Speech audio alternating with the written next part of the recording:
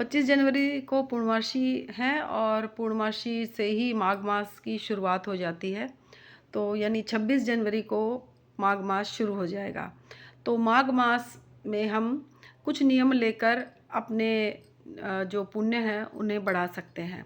तो माघ मास में जैसे मधुराष्टक का पाठ करें, पीले फूल और फल भगवान श्री कृष्ण को अर्पण करें और किसी भी नदी जैसे गंगा, यमुना इसमें जाकर यदि आप जा सकते हैं तो स्नान भी कर सकते हैं। और यदि स्नान ना करें तो आपके पास गंगा जल है, उसको डालकर आप रोज़ स्नान करें।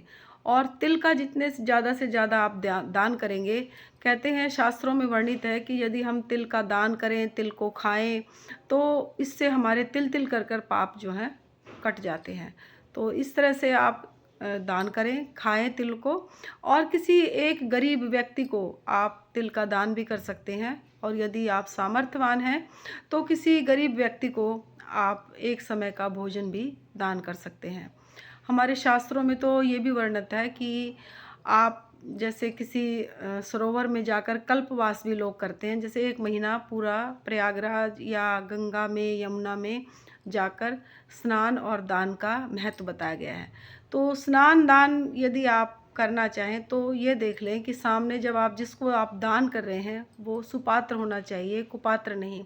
मतलब आपका दान लेकर वो कोई किसी भी तरह का व्यभिचार ना करे या कोई शराबी ना हो, किसी भी तरह का कोई उसके अंदर कोई खोट ना हो। तो यदि आप दान करते हैं तो दान जब भी करें तो किसी सुपात्र व्यक्ति को करें, जो ज़रूरतमंद हो उसे ही दान दिया जाना चाहिए।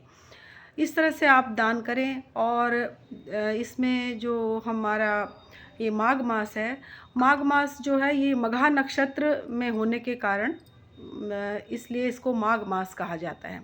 दूसरा, कई हमारे शास्त्रों में ये भी वर्णित है कि माधव के नाम से, श्री कृष्ण का एक नाम माधव भी है, तो माधव नाम से भी माघ मास को का नाम लिया जाता है। तो जितनी भी ज़्यादा से ज़्यादा उपासना हम श्री कृष्ण भगवान की करेंगे उतना ही हमें फल मिलेगा। जैसे गीता का पाठ कर सकते हैं, आप मधुराष्टक का पाठ कर सकते हैं, आप इसमें आप कोई भी जैसे एक माला का जाप कर सकते हैं, ओम नमो भगवते वासुदेवाय का। इस तरह से आप जाप करके आप अपनी मनोकामनाओं को पूर्ण कर सकते हैं। कहते हैं कि ब्रह्मा, विष्णु, महेश ये तीनों का वास इन नदियों में हो जाता है। और प्रयागराज में तो कहते हैं कि ब्रह्मा, विष्णु, महेश और हमारे सारे देवी देवता वहाँ पर एकत्र हो जाते हैं माघ मास में। यदि हम उस जल में स्नान करते हैं तो हमारे शरीर भी पुष्ट होता है और हमारे आत्मा की भी शुद्धि हो जाती है, हमारी आत्मा भी पुष्ट हो जाती है। क्योंकि आत्मा का तो भोजन ही हमारा भक्ति और हमारे जप, यज्ञ और जप होते हैं। तो यदि हम वहाँ पर जाकर स्नान करते हैं तो हमारी आत्मा भी तृप्त हो जाती है और वहाँ जाकर स्नान और दान का महत्व हमारा और भी बढ़ जाता है। लेकिन मैंने आपको जैसे पहले ही बताया कि यदि आप नहीं जा सकते तो आप घर में भी अपने गंगा का जल लेकर और स्नान कर सकते हैं। फिर उसके बाद जैसे इसी महीने में हमारे बहुत सारे अच्छे अच्छे पर्व और उत्सव आते हैं। जैसे सबसे पहले आप संकष्टी चतुर्थी आएगी। तो संकष्टी चतुर्थी में हम अपनी संतान की आयु को लेकर व्रत कर सकते हैं। हमारी आयु की उन्नति, हमारी जैसे संतान की आयु और उसकी संतान की उन्नति के लिए भी व्रत कर सकते हैं और संतान प्राप्ति के लिए भी व्रत कर सकते हैं। ये मैंने अपनी पहली वीडियो में संकष्टी चतुर्थी का जो वीडियो है उसे आप देख लीजिए, मैंने उसमें सारा अच्छे से बताया हुआ है। तो संकष्टी चतुर्थी, फिर उसके बाद में अभी जैसे फिर पूर्णिमा आएगी, माघी पूर्णिमा। तो माघी पूर्णिमा पर भी हमें तिल का ही दान करना है। और माघी पूर्णिमा पर जैसे सत्यनारायण कथा कराकर भी हम बहुत पुण्य अर्जित कर सकते हैं। उसमें जैसे आप एक समय का भोजन निकाल कर ब्राह्मण को भी दें, यदि ब्राह्मण को नहीं दे सकते तो किसी भी आप गरीब व्यक्ति को ये दान कर सकते हैं। उसमें तिल आप अवश्य दें। तिल और गुड़ का विशेष महत्व बताया गया है माघ मास में। तो आप इस तरह से दान पुण्य करके आप अपने आप को एक अच्छे उस पे ला सकते हैं। जैसे आप दान अगर करेंगे तो आपके जीवन में कोई भी यदि कोई कठिनाई है या किसी भी तरह की कोई पीड़ा है तो वो भी ख़त्म हो जाएगी। फिर दूसरी बात ये भी है कि जैसे शनि की यदि पीड़ा है किसी को शनि ग्रह का ज़्यादा परेशानी हो रही है शनि की वजह से, तो आप इस माघ मास में स्नान करके, दान करके उस शनि को भी आप की पीड़ा से भी आप मुक्त हो सकते हैं।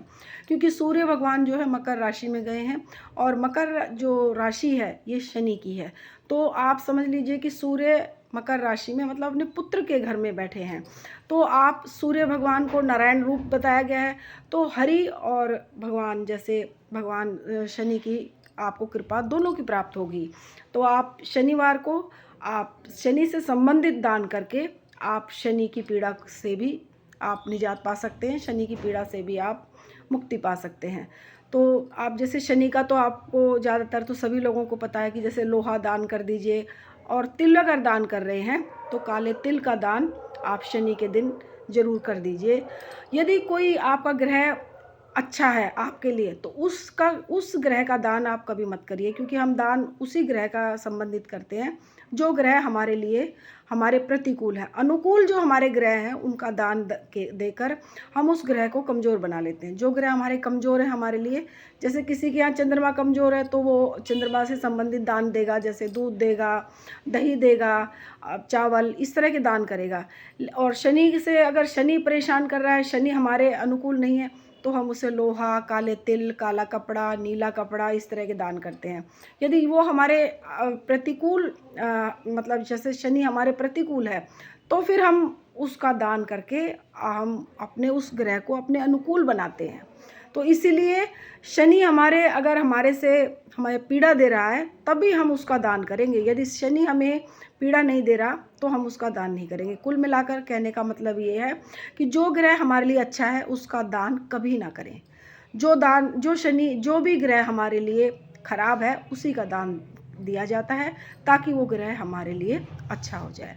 तो आज का जो ये वीडियो आपको अच्छा लगा होगा, तो आपको यदि मेरा वीडियो पसंद आता है तो आप इसे सब्सक्राइब करें, शेयर करें, लाइक करें और मुझे आगे बढ़ने का मौका दें।